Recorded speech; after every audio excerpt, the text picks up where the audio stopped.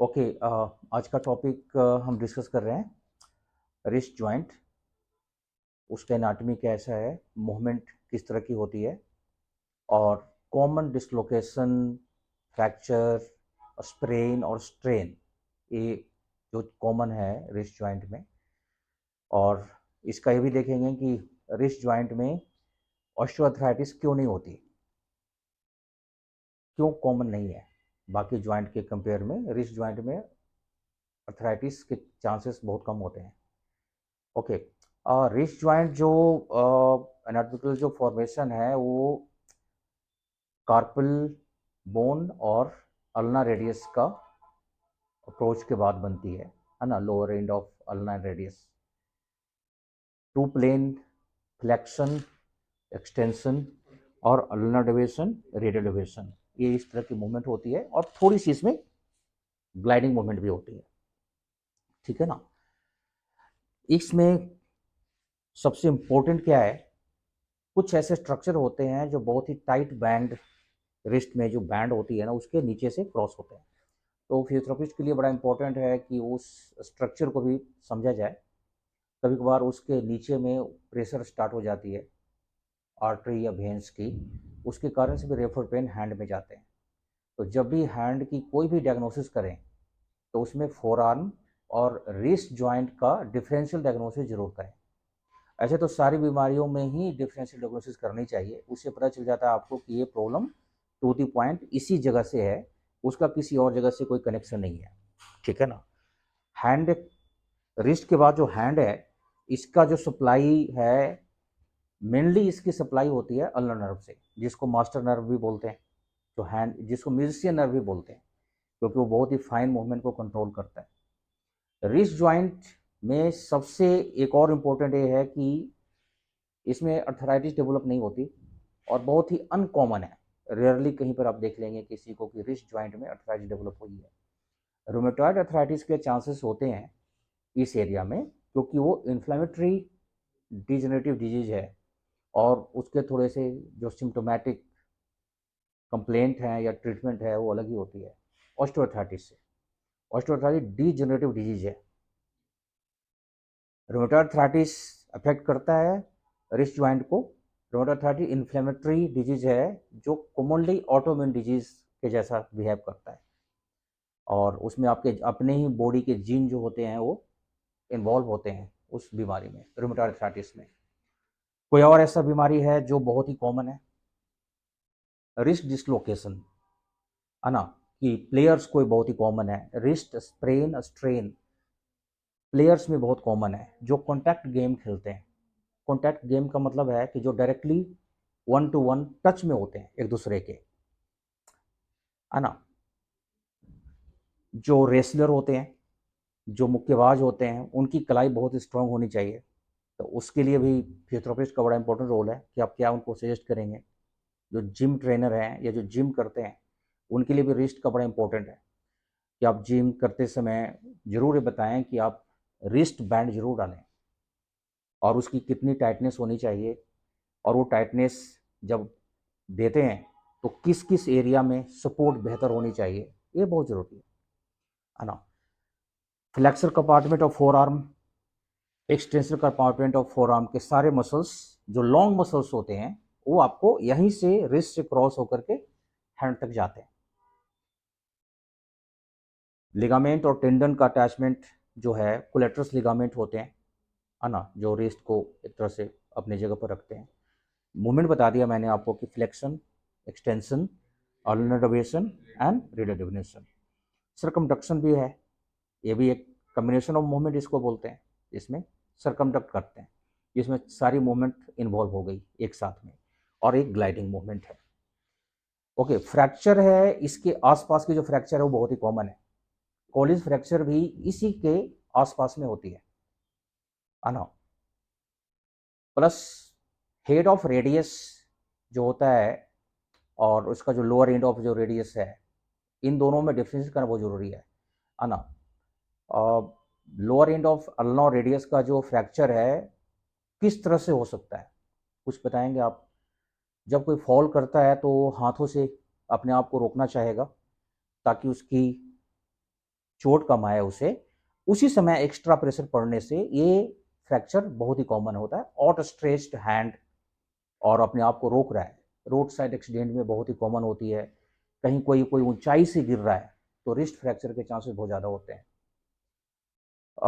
Treatment में आ जाते हैं, और सर्जिकल ट्रीटमेंट फ्रैक्चर के बाद बहुत ज़रूरी है कि जो इंजर्ड और जो फ्रैगमेंट्स है उसको डॉक्टर्स अपनी जगह पर जोड़ दे, चाहे वो नेलिंग करे, प्लेटिंग करे, के बायरिंग डाले, ठीक है ना, इस अप्रोच होते हैं।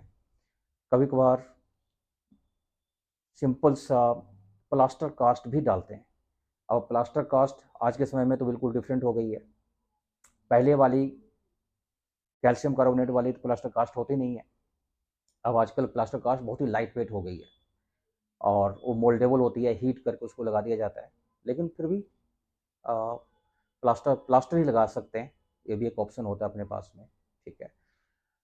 अगर फिजियोथेरेपिस्ट के पास में कोई पेशेंट आता है जिसका स्प्रेन है, स्ट्रेन है, लिगामेंट इंजरी है और उसको काफ़ी पेन है, मूवमेंट में भी काफ़ी ज़्यादा पेन है, तो वो फिर लगा सकता है क्रेप बैंडेज।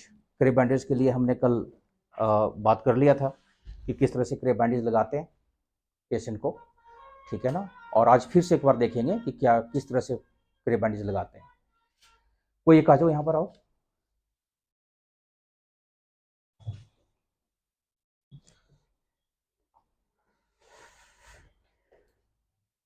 ओके, अब आ जाओ, आप लोग भी आ जाओ। रिस्ट ज्वाइंट है, इसका ये एरिया पाम साइड में पामर एरिया है, ये डोर्सल एरिया है। फ्लेक्शन एक्सटेंशन इसकी कितनी होती है? Near about 90 degree, near about 85 degree. Deviation, ulnar deviation, radial deviation, ठीक है ना। ये कितना होता है? ये भी 15 से 20 डिग्री और ये भी लगभग 15 से 20 डिग्री, ठीक है। और सर्कमडक्टरी तो मूवमेंट है ही, इसमें एक ग्लाइडिंग भी होती है ना। ग्लाइडिंग मूवमेंट को हम इस तरह से चेक करते हैं, है ना। ज्वाइंट स्टिफनेस को चेक करने का तरीका है कि ज्वाइंट्स में कितनी स्टिफनेस है, इसका जो कैप्सूल है वो कितनी टाइट है, तो उसमें हम इस तरह से पकड़ते हैं, इस तरह से पकड़ते हैं ए, ठीक है। कॉमन जो फ्रैक्चर है, लिगामेंट जो टीयर है, उसके लिए तो मेडिकल अप्रोच है। फिजियोथेरेपी में बड़ा अच्छा ही ट्रीटमेंट है, वो है अल्ट्रासोनिक थेरेपी, जिससे आप लिगामेंट के माइल्ड टू मॉडरेट जो टीयर है उसको आप ठीक कर सकते हैं। पेशेंट को आप अल्ट्रासोनिक लगा सकते हैं, साथ में ऑइंटमेंट लगा दें, ठीक है। और मेडिसिन अपने लेवल पर तो आप क्या प्रिस्क्राइब करेंगे, डॉक्टर तो बता ही देता है, लेकिन फिर भी इसमें जो मेडिसिन यूज होती है, एंटी इन्फ्लेमेटरी मेडिसिन जो डॉक्टर्स देते हैं, कभी कभार अगर पेन बहुत ज़्यादा है तो आप उसमें डेक्लोफेनिक की जगह पर ट्रेमाडोल का भी यूज करते हैं डॉक्टर, ठीक है। कभी कभार लोकल एनेस्थेटिक्स भी यूज करते हैं डॉक्टर, ठीक है। कभी कभार इससे बात नहीं बनती तो फिर लोकल इन्फिल्ट्रेशन भी कर देते हैं वो, ठीक है। अगर किसी का फ्रैक्चर है, रिस्ट ज्वाइंट फ्रैक्चर हुआ और फ्रैक्चर के बाद स्टिफनेस हो गई, और स्टिफनेस होने के बाद उसके फोर आर्म के मसल्स और हैंड के मसल्स भी इन्वॉल्व हो जाते हैं, तो उस केस में आप पैराफिन वैक्स बात लगाओगे रिस्ट बैंड पे, रिस्ट पूरे एरिया में। हैंड में भी अगर ज़्यादा स्टिफनेस है तो हैंड में भी लगा दें, ठीक है। उसके बाद मोबिलाइजेशन करेंगे, soft tissue mobilization, gliding, stretching, इतना बहुत ज़रूरी है। अगर हैंड के मसल्स इन्वॉल्व हैं, हैंड के अगर जॉइंट्स इन्वॉल्व हैं, ग्लाइडिंग अच्छी मूवमेंट नहीं है, उसमें भी उसको ग्लाइड से करेंगे, जितनी नॉर्मल मूवमेंट है उस तरफ ले जाने की कोशिश करेंगे, ठीक है। ओके, इसके बाद अब आ जाती है स्पेशल केस। और स्पेशल इसके क्या होता है, किसी का बर्न हो गया हैंड में तो कॉन्ट्रैक्चर बन जाते हैं, फोर आर्म में कोई तकलीफ है तभी रिस्ट ज्वाइंट अफेक्टेड होती है, इन्वॉल्व होती है, तो आप उस कॉज को जरूर डायग्नोज करेंगे जिसके कारण से रिस्ट ज्वाइंट में वो तकलीफ आ रही है, इन्वॉल्व हो रहा है, ठीक है। और स्प्लिंटिंग इसमें देते हैं, जैसे कुछ खास केस में रिस्ट ज्वाइंट को ना कॉकअप स्प्लिंट देते हैं, है ना, फ्रैक्चर के केस में, क्योंकि वो भी एक रेस्टिंग पोजीशन होती है रिस्ट ज्वाइंट की, ठीक है ना। क्योंकि उसमें रिस्ट ज्वाइंट के साथ साथ में आपके हैंड के कार्पेल, मेटाकार्पेल और फ्लेंजेस के पोजीशन को भी मेंटेन रखना पड़ता है, ठीक है ना। और रिस्ट ज्वाइंट में जो स्ट्रेंथनिंग एक्सरसाइजेज है वो बहुत ही यूजफुल है मूवमेंट के लिए, रिगेन करने के लिए। ग्रेड 5 तक की मूवमेंट होती है। ग्रेड 5 अगेंस्ट द ग्रेविटी और आपकी एक प्रेशर के साथ में मूवमेंट करें, ठीक है ना। रेंज ऑफ मोशन हमने पता ही कर लिया कि 90 डिग्री होती है, फ्लेक्शन एक्सटेंशन जो होती है 85 डिग्री होती है। कुछ और ऐसे केसेस जो आप पूछना चाहते हो, बताना चाहते हो?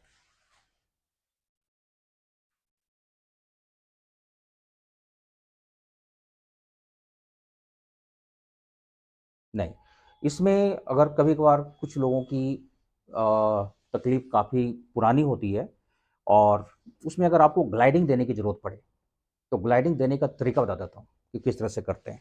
एक तो नॉर्मल स्ट्रेचिंग तो हो ही गया, ठीक है ना। पेशेंट का पोजीशन इस तरह से रहेगा, ठीक है। लीजिए पी लो,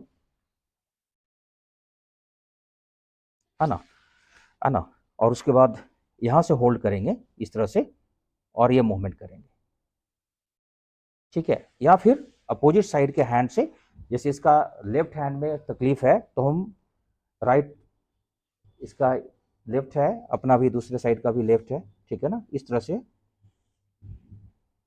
मूवमेंट करेंगे। अगर इसको ग्लाइडिंग करनी हो तो कैसे करेंगे, देखो ये रिस्ट ज्वाइंट का लाइन है, एरिया ए, ठीक है। इसके बिल्कुल पास में अप्रोच करेंगे, इस तरह से पकड़ेंगे ऐसे और इस तरह से ग्लाइड देंगे। एक को होल्ड करेंगे, दूसरे को ग्लाइड देंगे, एक को होल्ड कर देंगे, दूसरे को ग्लाइड देंगे,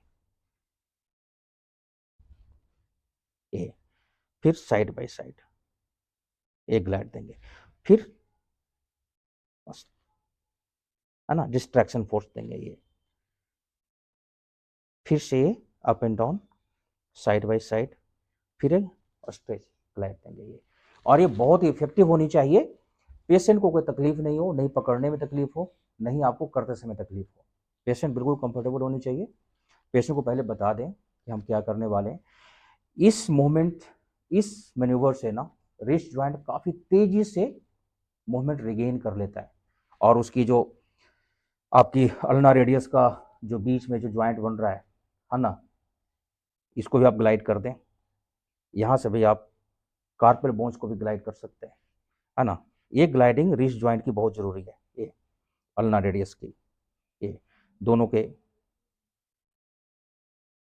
यहाँ से भी कर सकते हैं और यहाँ से भी कर सकते हैं, इस एरिया से भी कर सकते हैं, है ना। डॉर्सम साइड से ज़्यादा बेहतर होता है क्योंकि अप्रोच अच्छी होती है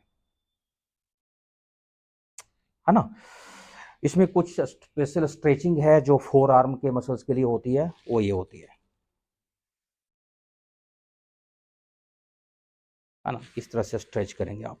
अगर आपको फोर आर्म के मसल्स लाइक इसमें किसी को कार्पेल टनल सिंड्रोम है ना, वो इन्वॉल्व हो रही है, उसका पेन आ रहा है रिस्ट ज्वाइंट में और हैंड में, तो आप इस तरह से स्ट्रेच कर सकते हैं, ठीक है ना। 4, 5 to 10 रेपिटेशन, ठीक है ना, इस तरह से कर सकते हैं। Okay, okay, thank you.